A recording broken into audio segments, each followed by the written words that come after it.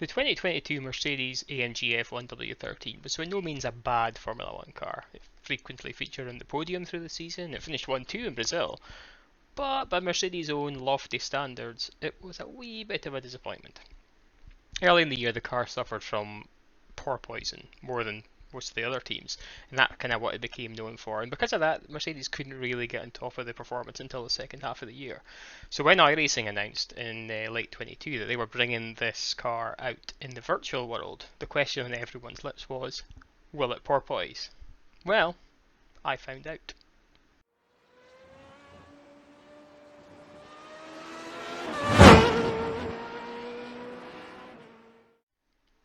So first of all, I spent some time getting to know the car and the fixed series that iRacing run, and you can watch some of the streams actually. I'll pop the link up at the top of the video.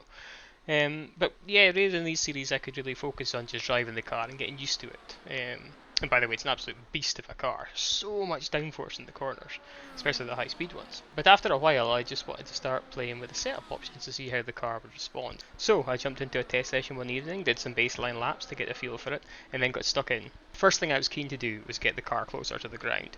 Why, you might ask? Let me explain. For the 2022 season, F1 brought in sweeping new aerodynamic regulation changes, primarily focused at allowing the cars to race closer and harder together. And arguably it worked. We had some great races between Verstappen and Leclerc through the year. But the way they achieved this was by championing something that had been developed back in the late 70s, the ground effect. Now there are loads of videos out there explaining how ground effect works in great detail, and if you've clicked on this link you probably know already, so I'm not going to go into any detail on that. But for the sake of brevity, please excuse my oversimplification. But effectively, ground effect in a race car sense is where the underbody or the floor of the car is shaped in such a way to maximise the effect that the presence of the ground has to generate negative lift, which is a force that pushes down the way on the car. There you have it, ground effect downforce. So the closer you can get the floor to the ground, the greater the effect becomes and the more downforce you produce, and the faster you can go. So with all that in mind, I thought, let's get the car on the deck. Now there's a restriction in the setup in iRacing on the ride heights front and rear. I think it's 25mm at the front and 60mm at the rear. So you can't actually just lower the ride height any lower than that in the pit lane. But what you can change is the heave stiffness of the car, and that's where the magic happens. You see, the heave springs on an F1 car and in most downforce driven high-end sports cars support the car vertically, and they decouple that vertical motion from the side-to-side rolling motion, which is very useful if you're trying to control the ride height accurately, which again you need to in these type of race cars. So when stationary, the heave springs have to support the weight of the car and the driver.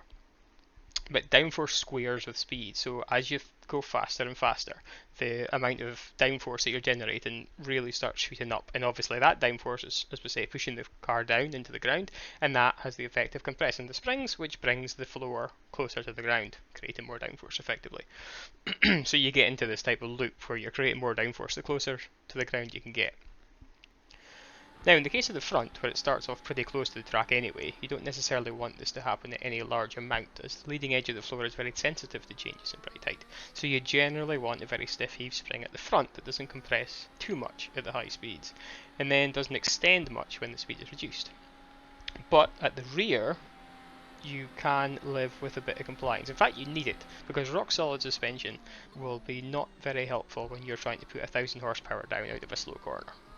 So we can soften the rear heave spring to give us traction out at slow corners, but what about in the fast corners? Well, this is where we need as much downforce as we can generate, and again, as we say, getting closer to the ground is going to help with that. So having the softer heave spring, when you're moving fast, the car will compress down to the circuit and the floor gets closer and you get more downforce, so hey, it's a win-win. Even better is that F1 cars tend to understeer at slow speed, so a softer rear heave spring then allows the pitch angle of the car, which is the front relative to the back, or the back relative to the front, the pitch to increase, so the back ride height comes up at low speed, and that actually helps to counteract the understeer of the car. So yeah, it's good news all round. So back to me in the setup menu, thinking, right, let's start out extreme and see what we can go. So I fitted the softest rear heave spring available, headed out for some laps. Initially things felt good, slightly better traction and definitely more grip in the fast corners, but then, well, I'll let you see for yourself what happened.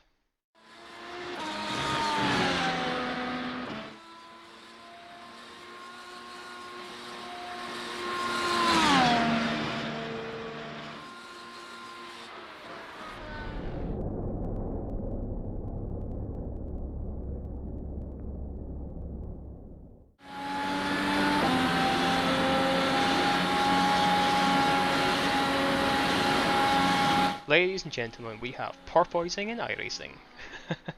Just to be sure, I checked the telemetry, and sure enough, the ride height data confirms it. Definite high frequency bouncing going on here. I honestly laughed with glee, like the technical geek that I am, when I saw this. I couldn't quite believe they'd actually modelled this in the sim. But you know what the best part about all this is, and why I think iRacing has absolutely nailed the concept of porpoising in the sim. My porpoising laps, where the car was bouncing around, were my fastest. Sure, I lost some speed going down the straights as the car was banging off the floor constantly, but the extra downforce and having that extra grip in the corners more than made up for it. And that's exactly what it was like in real life F1 in early 2022. Why did the teams run the cars bouncing around in a state where the driver could hardly see where he was going half the time? Because it was faster to do so. Now, ultimately, the FIA stepped in to reduce the porpoising effect, and for this year, 2023, they've actually introduced some tweaks to the rules around about the floor to address it even further. But I have to applaud iRacing for giving us a proper 2022 F1 car, where if you want all the downforce, you're going to have to live with the bouncing. Now, I'm not saying this is how to set the car up. I've not done enough testing to come to that conclusion. And presumably, if you have the car bouncing off the deck every lap for a whole race distance, you're going to either damage the underfloor or you're going to get eaten alive by the cars that aren't bouncing because they'll drive by you in the straights. So, as in all things motorsport, there'll be some sweet spot compromise area to fine tune and find. I've not found that yet. But the main thing I wanted to say in this video was a big well done to iRacing. And also to Mercedes themselves, who officially licensed the car, and I think worked with iRacing to develop the model of it as well.